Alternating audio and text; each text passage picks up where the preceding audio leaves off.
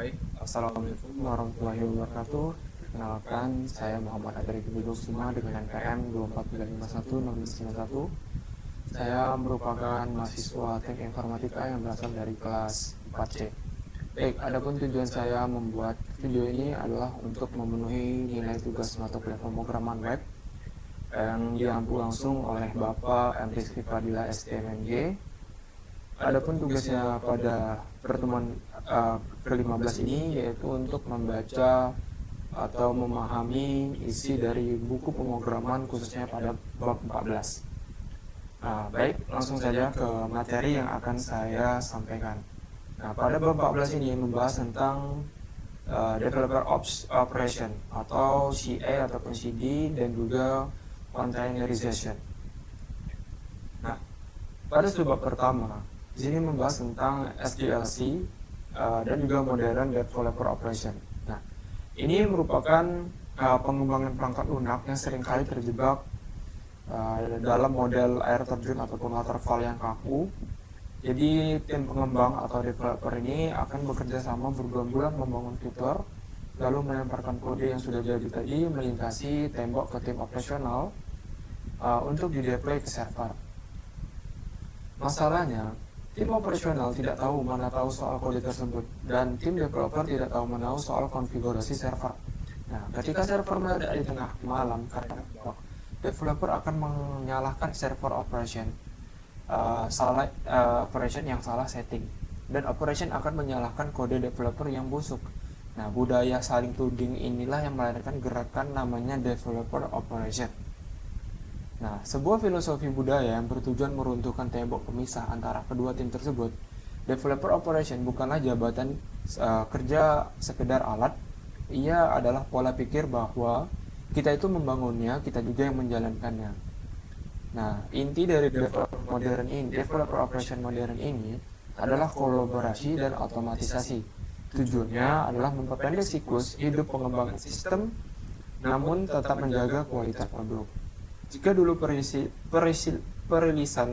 fitur baru bisa memakan waktu 6 bulan sekali, perusahaan seperti Amazon ataupun Netflix ini melakukan ribuan perilisan setiap hari. Ini hanya memungkinkan terjadi karena proses manual yang rentan kesalahan manusia sampai seperti menyalin file via FTP atau konfigurasi database manual setelah digantikan oleh skrip otomatis. Infrastruktur bukan lagi benda fisik yang harus dipasang dengan objek, melainkan infrastruktur as kode ataupun yang biasa disingkat IaaS. Kita bisa mendefinisikan server, jaringan, dan firewall dalam file teks seperti Terraform ataupun YAML yang bisa direview dan di version control seperti kode aplikasi biasa. Salah satu pergeseran terbesar dalam SDLC modern adalah konsep Shift Left Security.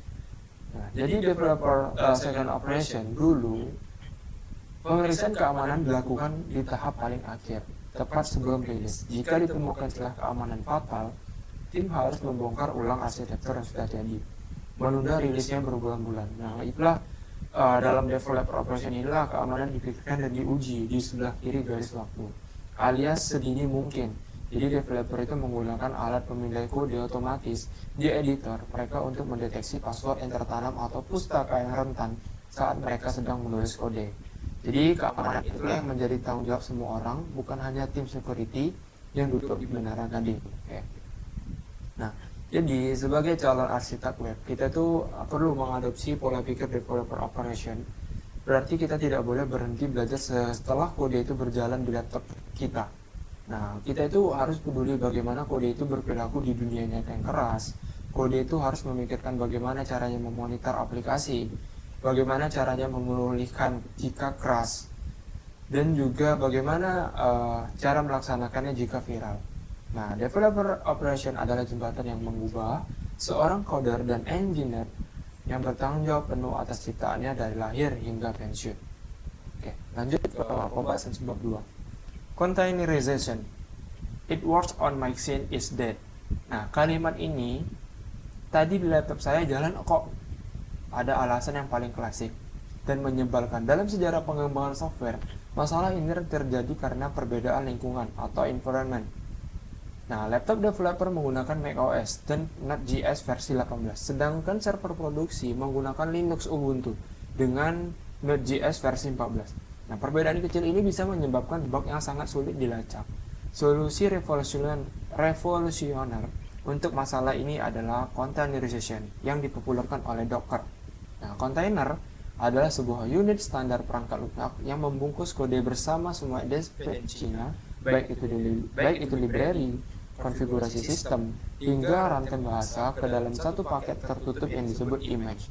Nah, bayangkan kontainer itu seperti kontainer pengiriman barang di pelabuhan. Sebelum ada kontainer standar, buruh pelabuhan pusing mengatur cara memuat tong, karung, mobil, peti, dan hingga masuk ke kapal. Sekarang apapun isi barang tersebut dalam kotak besi standar ukurannya 20 kaki. Nah, kapal atau kita analogikan dia sebagai server. Nah, tidak perlu tahu apa isinya, ya hanya perlu tahu mengangkut kotak tersebut. Begitu juga dengan Docker, server Linux, Windows, dan Mac bisa menjalankan kontainer Docker apa saja asalkan di laptop kita. Ia menjamin 100% akan menjalankan sama persis di server produksi, menghilangkan variabel lingkungan sebagai sumber masalah. Nah, jantung dari Docker adalah file bernama Docker file. Nah, ini adalah resep tertulis langkah demi langkah untuk membangun image aplikasi kita.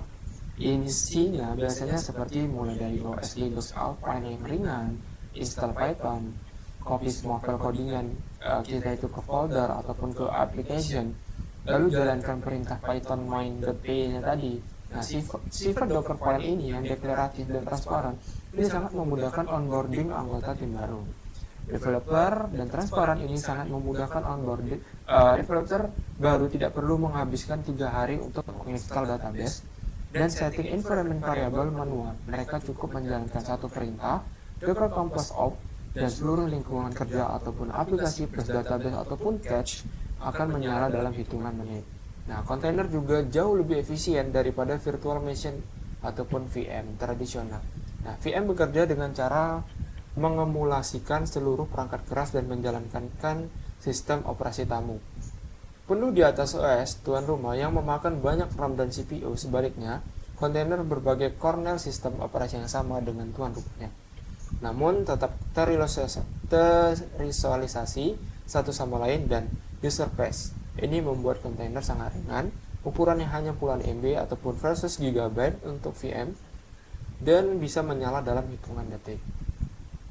Nah, jadi di era cloud saat ini, kontainer ini telah menjadi mata uang standar deployment atau platform orkestrasi dari Kubernetes atau disingkat K8s, digunakan untuk mengelola ribuan kontainer ataupun server. Kontainer ini adalah server yang kita analogikan sebagai kontainer. Nah, yang berjalan di ratusan server sekaligus.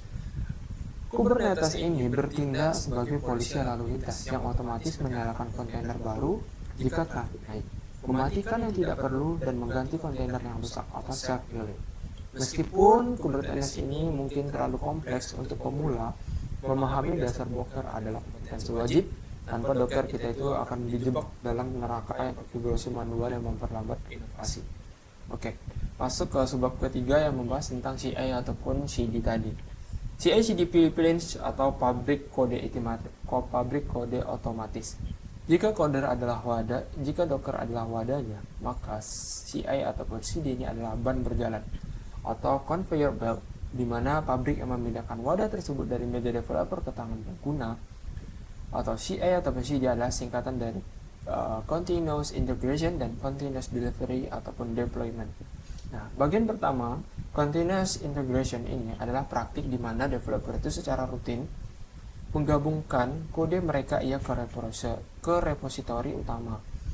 Setiap kali kode itu didorong ke Git server CI otomatis bangun menjalankan serangkaian tes, mulai dari pengecekan gaya kode, unit test, hingga integration test. Jika ada satu aja tes yang gagal, maka proses dihentikan. Developer langsung diberitahu. Tujuannya adalah mendeteksi bug sedini mungkin saat kodenya masih segar diingatan oleh developer. Bagian kedua yaitu membahas tentang CD. CD itu continuous delivery. Berarti setelah kode lulus semua tes, ia otomatis dikemas dan disiap dirilis ke produksi kapan saja. tapi tombol rilisnya masih ditekan manual oleh manusia, continuous deployment. Nah, adalah tahap yang paling ekstrim di mana seluruh proses itu benar-benar tanpa sentuhan manusia. Nah, ia otomatis langsung di-deploy ke server produksi dan bisa dipakai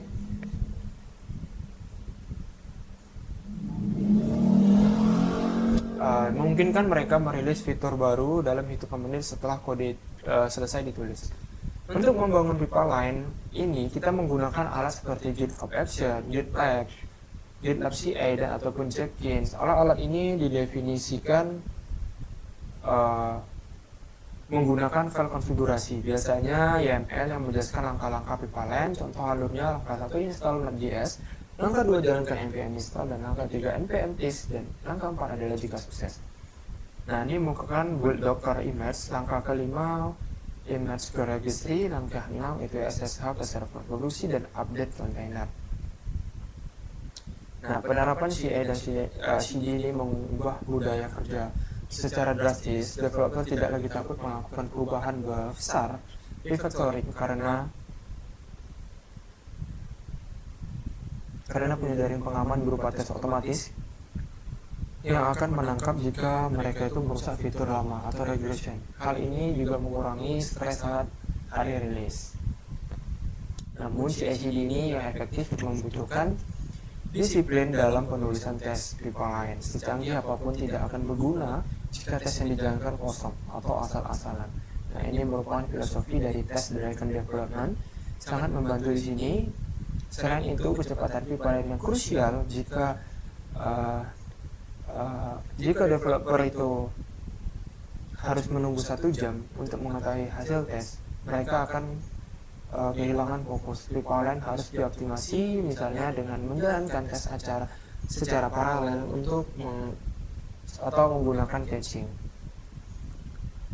agar bisa memberikan umpan balik dalam bahasa di bawah 10 menit. CI/CD adalah investasi infrastruktur yang membayar dividen berupa kecepatan dan stabilitas jangka panjang. Nah, selanjutnya pada sebab keempat ini membahas tentang serverless dan microservice. Nah, arsitektur tradisional biasanya membentuk monolitik, di mana secara logika aplikasi kita digabung dalam satu proyek kode raksasa dan dijalankan sebagai satu proyek server. Monolitik itu sederhana di awal, tapi menjadi mimpi buruk saat skala membesar. Jika fitur reporting memakan banyak memori, seluruh server bisa crash dan mematikan fitur payment juga. Selain itu, untuk menskalakan aplikasi, kita harus menduplikasikan seluruh monolit tersebut yang boros sumber daya. Solusinya adalah memecah batu monolit tersebut menjadi microservice, layanan-layanan kecil yang berdiri dari sendirinya, mempunyai database sendiri, dan berkomunikasi satu sama lain lewat IPA. Nah, dengan microservice ini kita menskalakan setiap fitur itu secara independen. Jika fitur payment sedang ramai, kita cukup menambahkan server untuk service payment saja. Tanpa menyentuh service ini, setiap tim juga bebas memilih teknologi terbaik untuk service mereka. Tim reporting bisa pakai Python, sementara tim core bisa pakai Go ataupun cepat. Nah, namun microservice ini membawa kompleksitas operasional yang tinggi. Mengelola 50 service kecil jauh lebih sulit daripada mengelola satu service besar. Masalahnya, seperti network latency, data konsistensi, dan distributed tracing, menjadi tantangan sehari-hari kita. Oleh karena itu, microservice itu sebaiknya hanya diadopsi jika di organisasi sudah cukup matang dan benar-benar butuh skalabilitas ekstrim. Nah, evaluasi lebih lanjut dari permasalahan ini adalah serverless computing.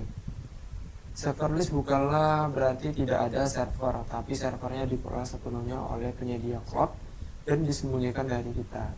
Kita hanya perlu mengunggah fungsi kode, dan cloud akan otomatis menjalankan saat ada request. Keunggulan utamanya adalah scaling to zero. Jika tidak ada yang mengakses aplikasi kita, maka tidak ada yang bayar sepeser pun. Biaya itu dihitung per detik eksekusi kode.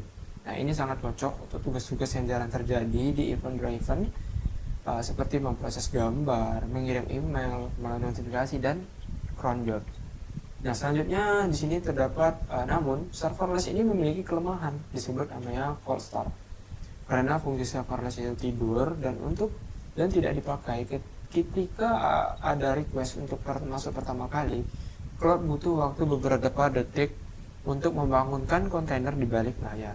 Nah, ini menyebabkan latensi awal yang tinggi. Selain itu, arsitektur serverless itu bersifat stateless, yang berarti kita tidak bisa menyimpan koneksi database itu jangka panjang, memaksa kita menggunakan solusi server connection polling eksternal. Debugging aplikasi serverless juga lebih sulit karena tidak akan bisa mudah untuk menjalankannya di lokal mirip seperti iCloud. Nah, yang selanjutnya pada sebab kelima ini membahas tentang monitoring dan juga observability. Nah, setelah aplikasi itu dirilis ke alam liar, pekerjaan belum selesai, justru baru dimulai. Nah, menjalankan tanpa sistem monitoring ibarat menyetir mobil dengan mata tertutup. Nah, logikanya logsnya, catatan adalah jejak digital display itu setiap kejadiannya, misalnya user login pada jam 10. Nah, itu error, database itu timeout. Di lingkungan terdistribusi, logout tidak boleh hanya disimpan di file teks masing-masing server, karena server bisa mati dan lognya hilang. Kita harus menggunakan sistem namanya centralized logging. Nah, inilah yang mengumpulkan log dari semua kontainer ke satu dashboard yang bisa dicari. Jangan lupa untuk melakukan log rotation agar di server tidak penuh. Nah, lalu matriks ini adalah data numerik yang diukur waktu ke waktu seperti penggunaan CPU, konsumsi RAM, jumlah request per detik ataupun latensi rata-ratanya. Nah, alat seperti ini, Prometheus dan Grafana, memungkinkan kita memvisualisasikan data ini dalam grafik yang cantik. Dengan metrik, kita bisa mengatur alerting atau peringatan jika penggunaan CPU sudah 80% selama 5 menit, kirim pesan selecting developer. Ini memungkinkan kita bertindak proaktif dan mencegah downtime sebelum server itu benar-benar mati. Nah, lalu terjadi crash. Adalah pilar yang paling sulit tapi paling penting dalam arsitektur microservice. Nah, ketika kita request user melewati 5 service berada di front end menuju ke auto service, order service, payment service, nah melalui lalu selanjutnya itu di database, dan jika itu gagal atau lambat, bagaimana kita tahu service itu mana yang bermasalah? Nah, inilah menggunakan distributed tracing. Distributed tracing inilah seperti Jagger dan juga OpenTelemetry yang menyuntikkan ID unik ke header request yang diteruskan ke setiap service. Ia memungkinkan kita memvisualisasikan perjalanan request tersebut dalam bentuk diagram waterfall, sehingga bisa melihat dengan jelas, oh ternyata request ini terlambat karena menunggu payment gateway selama 5 detik. Nah, selain 3 pilar teknis ini, ada juga error tracking di sisi aplikasi seperti Sentry. Saat kita menangkap exception yang tidak ditandatangani, kode ini aplikasinya secara real-time lengkap dengan struct price dan konteks variabelnya. Kesimpulannya, observability adalah konsuransi yang bagi kredibilitas aplikasimu di era digital. Downtime adalah kerugian uang dan reputasi. Sistem monitoring yang baik memberitahu tim kita itu ketenangan pikiran, peace of mind untuk tidur nyenyak di malam hari, karena mereka tahu bahwa jika terjadi sesuatu, sistem akan membangunkan mereka lebih dari itu. Nah, lebih dari itu, observability-nya memberikan data untuk optimasi. Kamu tidak bisa memperbaiki apa yang tidak bisa kita ukur. Jadikan dashboard monitoring itu sebagai halaman pertama yang kita buka dalam setiap pagi. Nah, di dalam materi bab 14 ini kita selalu mengkaitkannya ke dalam integrasi keislaman. Nah, jadi dalam arsitektur development operation bukanlah sekedar penggabungan tim development dan operation, melainkan kayak manifestasi kita dari amal jama'i dan juga ukhuwah Islamiyah, persaudaraan. Nah, selanjutnya juga pada praktik CI ataupun CD, continuous integration dan continuous development, adalah implementasi teknologi dalam prinsip istiqomah dan mudawamah dalam beramal soleh. Rasulullah SAW bersabda, amalan yang paling dicintai Allah adalah yang terus menerus meskipun sedikit. Selanjutnya, teknologi containerization atau Docker tadi, itulah yang mengajarkan kita tentang adil dan standarisasi kontainer, memastikan bahwa kode kita berjalan dengan cara yang sama di laptop di developer server pengujian maupun server produksi menghilangkan alasan di komputer yang saya jalan kok. Nah, selanjutnya konsep monitoring dan observability. Nah, sangat kental dengan muhasabah dan mukarobah. Nah, sistem logging dan monitoring ini adalah malaikat pencatat bagi aplikasi kita. Itu analoginya di dalam integrasi Islam. Nah, terakhir filosofinya microservice dan juga serverless mengajarkan kita tentang tawadhu ataupun kerendahan hati dan juga spesialisasi. Dalam arsitektur microservice, setiap layanan mengakui bahwa ianya itu kecil dan hanya bisa melakukan satu hal yang baik. Namun, ia sangat beruntung bahwa layanan untuk membentuk sistem yang utuh tidak ada supervise yang sombong ingin melakukan dirinya sendiri. Nah, selanjutnya di sini terdapat kesimpulan dari bab terakhir ini. Yang pertama, developer operation adalah budaya bukan jabatan. Kita belajar bahwa tombol pemisah adalah pengembang dan operasional adalah penghambat inovasi filosofi. You build it, you run it. Nah, jika kita membuat, maka kita juga yang menjalankannya, memaksa developer untuk bertanggung jawab atas kualitas kode mereka di atas tangan pengguna. Selanjutnya poin kedua yaitu kontainer mengakhiri drama. Nah, dramanya itu di laptop saya di sini dikasih tahu. Nah, dengan Docker kita itu membungkus aplikasi dari lingkungan menjadi satu unit standar yang immutable. Nah, itu penggunaan dari Docker. Selanjutnya poin ketiga CI dan CD. Nah, kita meninggalkan cara lama mendeploy via FTP manual yang sangat rentan kesalahan. Nah, pipa CI/CD inilah yang bertindak sebagai penjaga gawang otomatis yang memverifikasi setiap baris melalui pengujian ketat dan mengizinkannya masuk ke produksi. Poin kelima, terdapat bijak memory arsitektur. Kita membedah seputar microservice dan serverless. Kita memahami bahwa memecah monolitik itu memang menawarkan skalabilitas tidak terbatas, namun bahwa kompleksitas operasional yang tinggi, arsitektur yang matang, tahu kapan mencah dan kapan harus tetap menyatu demi efisiensi. Poin kelima, jangan terbang buta. Observability. Terakhir, kita menyadari bahwa sistem pasti akan gagal, failure is inevitable. Nah, kuncinya bukan mencegah kegagalan 100%, tapi seberapa cepat kita mendeteksinya. Kombinasi logs matrix dan trace memberikan visibilitas total ke dalam kolam hitam dan server. Oke, lanjut. Di tahap akhir di sini terdapat assessment competition essay hot. Ini merupakan pekerjaan essay yang akan saya kerjakan setelah ini di dalam Google Work yang akan dijadikan dalam bentuk dokumen dan dilakukan pengumpulan melalui bentuk link yang sudah disediakan oleh Bapak dosen pengampu. Mungkin pada bab 14 ini belajar memahami dari buku pemrograman web ini sudah selesai. Lebih dan kurangnya saya mohon maaf. Saya akhiri. Wabillahi taufiq wal hidayah. Wassalamualaikum warahmatullahi wabarakatuh.